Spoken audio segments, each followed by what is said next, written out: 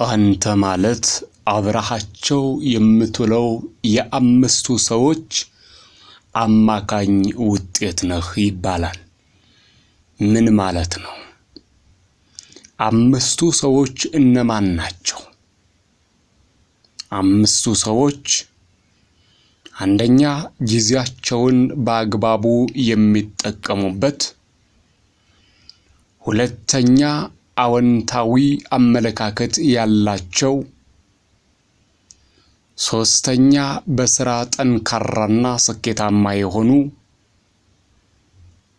አራተኛ ጥሩ ማህበራዊ ግንኙነት ያላቸው፣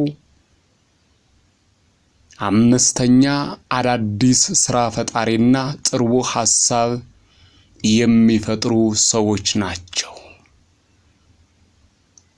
አንተ ማን ነህ? አንተ ማለት የእነዚህ አማካኝ ውጤት ነህ።